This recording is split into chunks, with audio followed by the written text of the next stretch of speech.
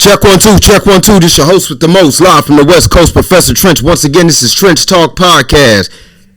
Man, it's been a long time. It's been a few weeks, doing business, living life, handling shit all the way around. I'm not gonna lie to you.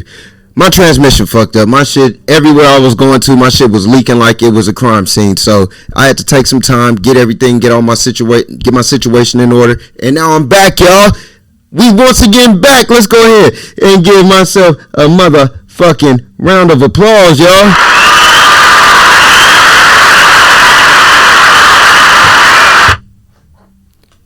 And let's go ahead and get into it. In a recent YSL update, the police went ahead and just put the dude on blast. His name is YSL Woody. Hearing that somebody's telling, I just can't quite figure out who the fuck it is. I heard it's YSL Woody. YSL Woody? Are you serious? Right on. He's telling people. But C4, I got this food for us. What do you think we don't know how you eating? You snitching. Family. And it looks like when it's time to deal with the great war of the feds 100% in your life and your team, he chose to make it all about me, as the Maya and Cisco song says. Feds showed me some shit. Paperwork, think it's the Bible. Said if I give up Young Thug so I can make it home. So I said, fuck it. I gotta go home now. So, that nigga gone. No, you was sitting there drinking. No, you was sitting there pouring the lean. No, you was itching off the perks. And you was saying gang, it's for life, it's whatever. Man, you know Young Thug was tapping you, or allegedly tapping you, and telling you, hey, this is for life, bro. This is a bond. This is a brotherhood. We all in this together. And you said, yeah. And you really meant no. You really should have just said, man, I'm all about this music with you. I don't want to know nothing else. I don't want to find out nothing else. But yet you did, and guess what? You went ahead and took that laundry pack. You got washed up. You got some heat applied to you, and you folded. The laundry combo. Yeah, well, man. I wish Young Thug all the best, but man, these niggas is folding on you, nigga. These niggas is folding, and they come together and really doing a Voltron level of snitching. They come together like that Power Ranger motherfucking robot.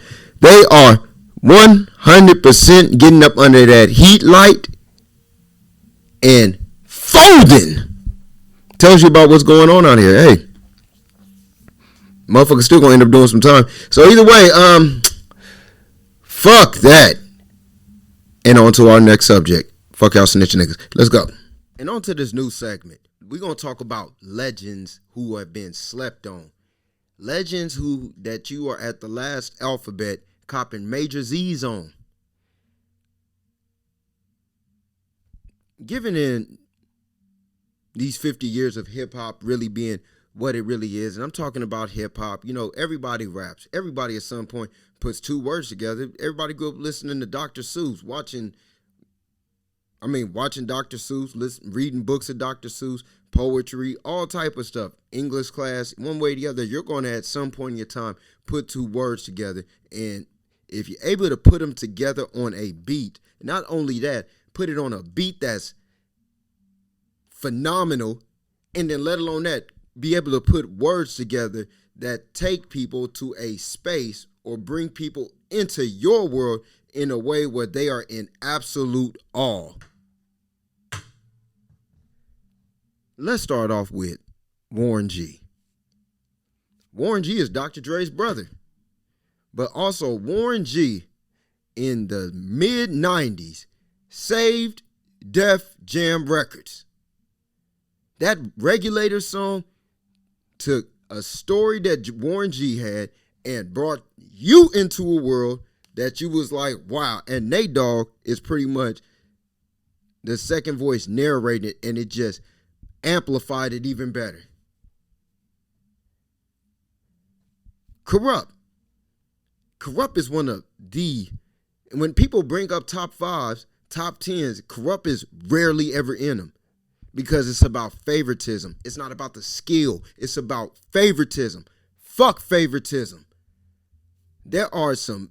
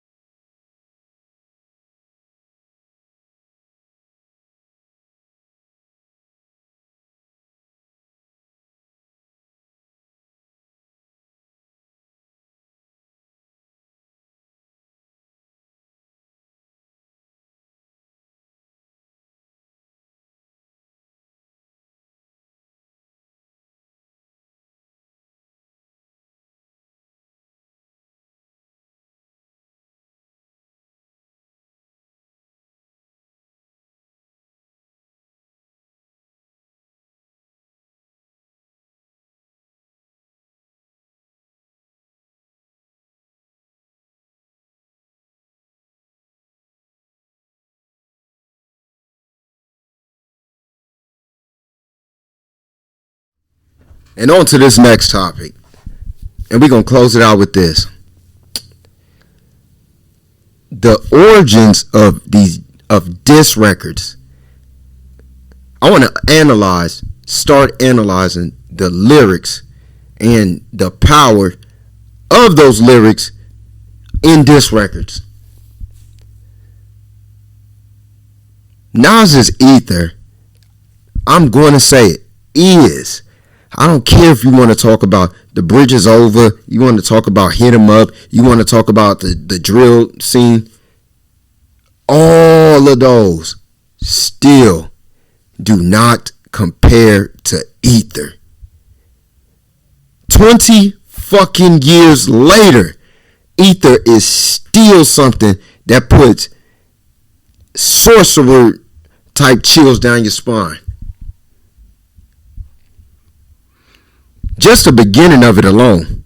Now, I like Nas. I like Hove. I like a lot of the East Coast music. I literally grew up majority listening to East Coast music because East Coast music has a level of lyricism that parents approved of. No matter how raunchy sometimes it gets, if it's one or two songs, whereas on the West Coast, them tapes was getting taken all the way. Now, I want to say it like this. When it comes down to, let's see, Ether, when it just starts off like, brace yourself for the main event, y'all impatiently waiting. It's like an AIDS test. What's the result? Anybody who ever done some real raunchy shit with, fucking around, knows that AIDS test do be having you on the motherfucking edge. That shit is vicious. Not positive. Who's the best Pac, Nas, and Big? At that time, that was the greatest debate because that's said out of Hove's mouth. I'm from a place where, when niggas argue all day about who's the best MC, Biggie, Jay-Z, and Nas. And that just for him to come back, that was like a person that literally turns around and gives a hook to the stomach and one to the jaw right after that. That motherfucker was an ass whooping. And then I embrace y'all with napalm. No, look, everybody could say, yo, my astronomical this, but to say, I embrace y'all with napalm, blows up. No guts left, chest face going, how can I be garbage? Semi-autos at your target. Burner at the side of my dome. Come out of my throne!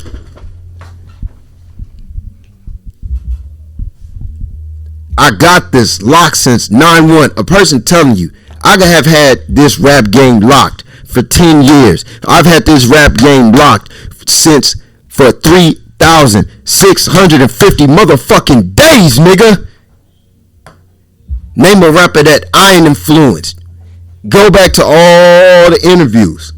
They all say that. And I mean, like, you need to analyze Ether as a whole. This motherfucking song was one of by far the illest diss records because it is very technical on every level of talking about somebody. If you've ever seen a person get roasted all the way to the floor, to the ashes, down to this nigga's atoms, I mean, like, fuck, that was the one.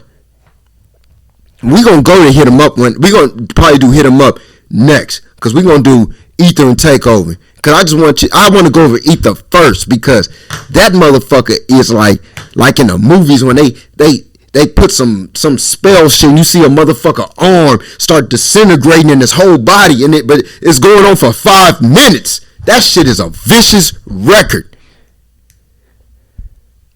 Not only that, to start off, it's like him using Pac's voice, like saying FJZ, literally was like it's like you went to the grave and went and got Pac just to say this and then came with this record. I mean, like, this shit is vicious. The reason why I'm doing this is because Takeover, I'm here to say, I'm gonna break down. That shit is a vicious record too.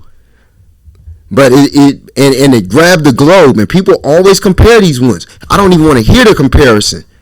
Nas is a person who took disses from Biggie and survived it. That's another reason why Nas is great.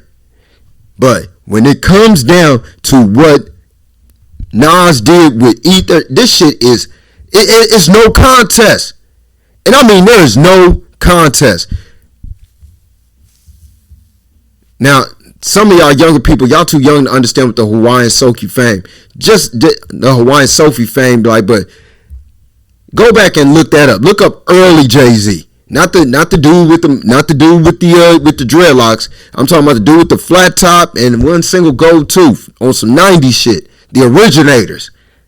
That was his original style. Then it took about 6-7 years. And if you listen to the song Last Real Nigga Alive, Nas really breaks that shit down. And if you look at an interview with Mobb Deep, with Prodigy, on Doggy Diamonds, he breaks that shit down like where all of this comes from, which is also telling you why Jay-Z is a powerhouse within himself. Not let alone with Rockefeller at that time. Then when the nigga said, hey yo, pass me the weed, let me put my ashes out. You know, y'all kneel and kiss the motherfucking ring. What I'm talking about, when you in a room full of people and you hear a person talking like that means that in that moment he is feeling like he is that guy. He is that his soul is on 10. Most of the time people only feel like that when they off ecstasy. So that is another reason why that motherfucker is banging the way it is. And then he lets you know, I've been fucked over, left for dead, distant, forgotten, luck ran out. If you ever came back on some revenge shit with success, you will feel them lyrics. They hope that I'll be gone stiff and rotten. Now just piss on me, shit on me, spit on my grave. Talk about me, laugh behind my back, but in my face, y'all some well-wishing, envy-acting, hiding snakes. With your hands out for my money, yo, how much can I take? When these streets keep calling, heard it when I was asleep. And I'm not even gonna say it, but Jay-Z and Rockefeller Records wanted beef. Started cocking back my weapon, slowly loading up this ammo to explode on a camel. Man, do you know how many people after that just drew Hove looking like a camel? Like, I mean, that's the impact. Like, it made people become artistic with this shit. And then said first, Biggie's your man, then you got the nerve to say that you better than Big. You know, pause on that line, but won't you let the late great veteran live? Hove got a line called Can I Live? That nigga said, won't you let the late great veteran live? Whoo! Then came back and told him, y'all niggas deal with emotions like bitches. If you hear that, that makes you not even want to do that with yourself. My child, I watched you grow up to be famous. Now I smile like a proud dad watching his only son that made it. Man, when them New York dudes son each other, man, it is crazy. That's a culture within itself when they really sit a person down like, yo, you my child, son. You know, like, on the West Coast, motherfucker just gonna call you, be like, yo, this bitch ass nigga right here, this Mark nigga, this buster, weirdo, this lame, you know, that's kind of just how LA talks. But he would, man, when he said, you 36, he just kept roasting them. It was a roast. After you a fan, a phony, a fake. I still whip your ass. You 36 in a karate class. You Tybo ho. Tybo was like the top fucking video out at the time, so that made everybody relate to that. Trying to work it out, you trying to get brolic. Ask me if I'm trying to kick knowledge. Nah, I'm trying to kick the shit you need to learn. No, that ether, that shit that make your soul burn slow. Ether was one of the top chemical ingredients of cocaine in the 80s that really was one of the reasons why people were so drawn to it. Versus Dame Diddy, Dame Daddy, or Dame Dummy. And everybody was saying that because of what was happening after Big died. Rockefeller died of AIDS. That was the end of his chapter. And that's the guy y'all chose to name y'all company after. Put it together. I rock hoes, y'all rock fellas. And now y'all trying to take my spot, fellas? Feel these hot rocks, fella. Put you in a dry spot, fellas, in a pine box with 9 shots from my Glock, fellas. You know when a person writes some shit like that, that's when that shit just hit him. Foxy got you hot cause you kept your face in a puss. What you think you getting girls now cause of your looks? Negro, please. You know mustache having with whiskers like a rat compared to beans you whack. Whoo! Man, I ain't gonna lie to you. I know at some point in time, this motherfucker, I know for a fact, Hov, when he heard that shit, that nigga was in his Benz or whatever he was riding at the time, and he was going off like the bad lieutenant.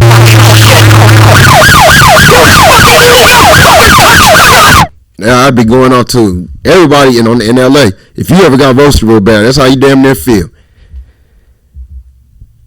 But no mustache having with whiskers like a rat compared to beans you whack. I don't know what transpired between y'all two before that, but that tell you that he sat on that and just made sure that it's like he wrote a bar every day. He went jogging and wrote a bar. He was concentrating on that. Then he said, you went from hanging with Kane to Irv to Big and Eminem murdered you on your own shit. Now, you know. Then said another pause line. You love the attention, and then said Queens niggas run you niggas ass Russell Simmons. It came with that business line, came with a line aspect of business on top of the street shit, on top of his personal opinion, on top of the facts of what actually happened. And then said how much of Biggie's rhymes is gonna come out your fat lip, and that was one of the most said lines. And because in hip hop, you got to be original. You got to be coming with something off the top of your mind because your experiences that made you become a rapper, made you put these words together, that made you wow everybody on the corners, that made you wow everybody at the parties, that started you wowing everybody at your shows, to you making the album that wowed everybody and made you a legend. And I'm just going to be real. We're going to just breeze through Takeover. The thing that symbolizes Takeover is Hov is one of the illest lyricists at the time. Yeah, he done went back and forth with Biggie. He's done back and forth with Nas. I don't think they actually did. I don't know if they actually did records together, but prior to that. But I meant to say he did records back and forth with Biggie. He did records back and forth with X. He's done records back and forth with Snoop. He's done records. He's the guy who wrote Still DRE, which is one of the most loved songs in West Coast history.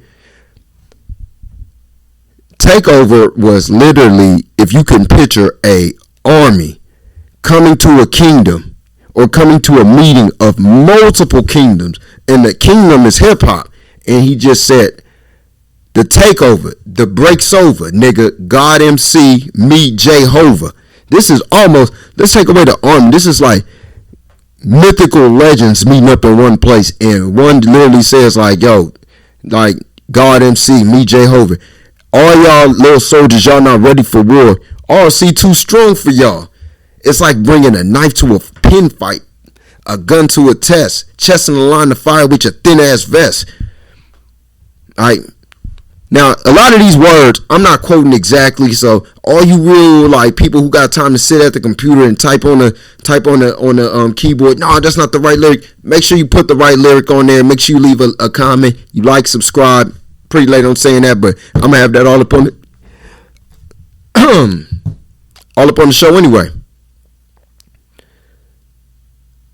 But when it came to Prodigy, y'all need to start realizing Prodigy was the first one, not Hov win at. He was the first one, and when it came down to it, Prodigy did respond. Prodigy did approach him after that, and Prodigy still to this day kept his opinion about, kept his day from the time that he spoke about Hov all the way to his passing the same.